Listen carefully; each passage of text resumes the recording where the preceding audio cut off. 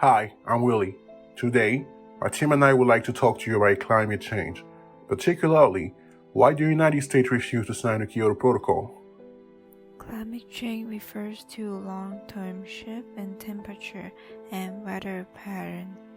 These shifts may be natural, such as due variation in solar cycle.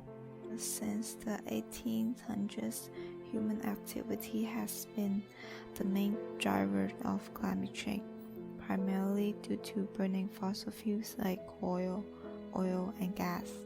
Burning fossil fuels generate greenhouse gas emissions that act like blanket wrapper around the Earth, trapping the sun's heat and rising the temperature. Climate change can affect our health, ability to grow food, housing, safety, and work. Some of us are already more vulnerable to climate impact, such as people living in a small island nation and other developing countries. Conditions like sea level rise and salt level intrusion have advanced to the points where the whole community has to relocate, and protracted drought are putting people at risk of famine. In the future, the number of climate refugees is expected to rise. Global change has already had observable effects on the environment. Glaciers have shrunk, ice on rivers and lakes is breaking up earlier, plant and animal ranges have shifted, and trees are flowering sooner. The agriculture and the various ecosystems are continuously disrupted. Climate change has some devastating impact on human life. Some of these changes are irreversible on the timescale of people alive today and will worsen in the decades to come. Today, our heartbreak goes to the extinction of polar bears. The melting ice in the Arctic and Antarctic has caused polar bears and penguins to lose their habitat and later forced them to adapt to the new circumstances. In order to get their food, polar bears would lay on floating ice, hiding from seals for a long time and just waiting for them to resurface. But as the ice is shrinking, that option is not as successful anymore. Therefore, polar bears also have to swim for a long time or hunt prey on land. Both of these activities are more exhausting than just waiting for the food. So polar bears have to use more energy in order to get food. One dramatic consequence of starving polar bears who did not manage to gain enough fat reserves is that they might attack other polar bears.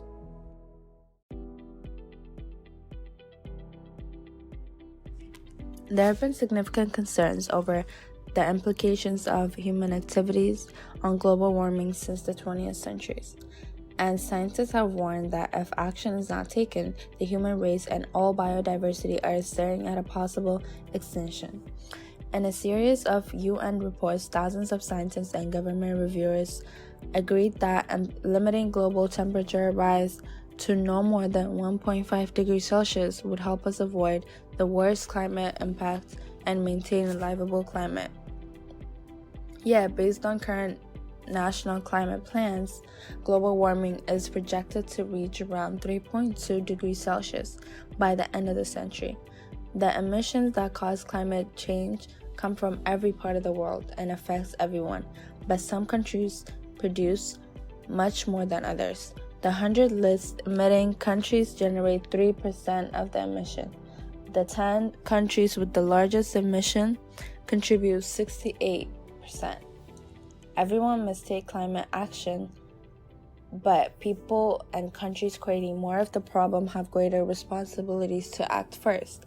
The Kyoto Protocol was initiatively aimed at addressing the issue and was forwarded by the United Nations Framework Convention on Climate Change, which is also known as UNFCCC, and committed the participating countries to reduce greenhouse gas they generate in their countries.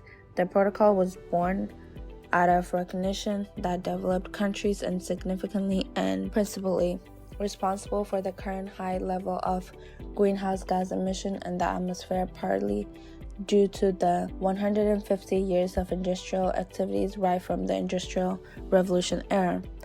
The protocol placed a heavy burden on developed countries under the defined principle of common but differentiated responsibilities, and was adopted in December 1997, becoming operational on February 16, 2005.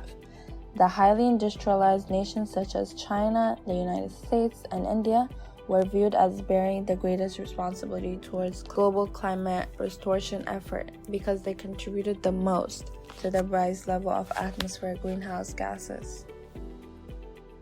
Under the protocol, and particularly during the First Amendment period, the parties participating, particularly the industrialized country, committed and pushed for the reduction of 6 gases responsible for global warming: carbon dioxide, nitrous oxides, hydrofluorides carbon, methane, hexafluoride sulfur, and perfluoride carbon by 5% as compared to 1990s level.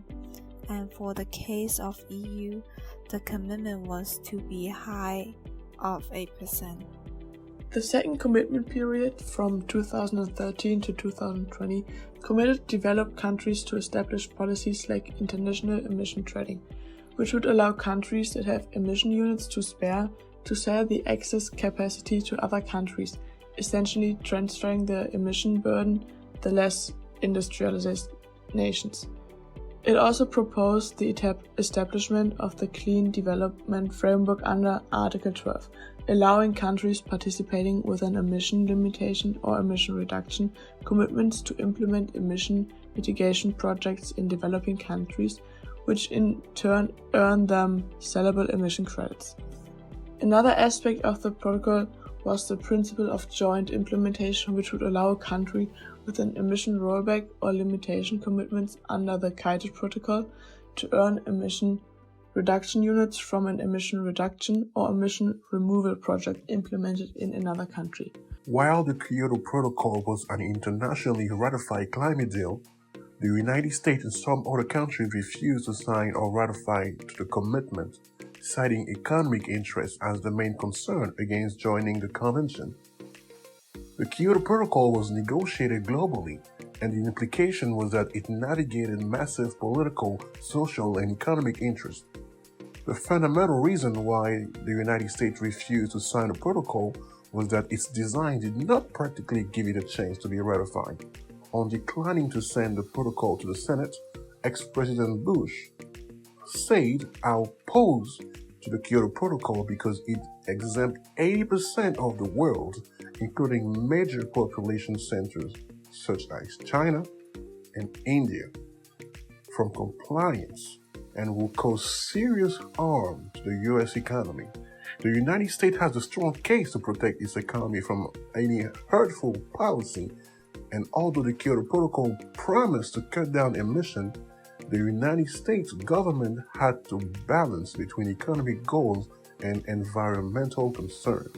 The United States decided to seek alternatives for the betterment of the environment while protecting both the short-term and long-term economic expectations of its people. The economy of the United States runs on 35% petrol, 34% gas, and 10% coal, which contribute to greenhouse gas emissions. Renewable and predominantly clean sources like nuclear and renewable energy only constitute about 9% and 12% of total consumption. The strict conditions spelled out by the Kyoto Protocol would have ended up being costly for the country's economy, as the progression towards renewable energy that it currently implemented has been slow but promising. The economy commits to preserving to the environment and commits budgetary allocation towards the same. It will be imprudent to put in place strict conditions such as those proposed in the protocol. Improper sanctioning or adoption of restrictive policies as recommended by the protocol will be harmful to the United States if not well managed. Over the past 2 decades, renewable technologies have improved in leaps and bounds, and their costs have fallen dramatically. They highlight that since the 1990s, the cost of solar panels has been reduced by about 90% due to these investments and innovation since 1999. The cost of global wind power has reduced by more than 50%. Global wind power production capacity has increased from 12 gigawatts in 2000 to 466 gigawatts in 2016.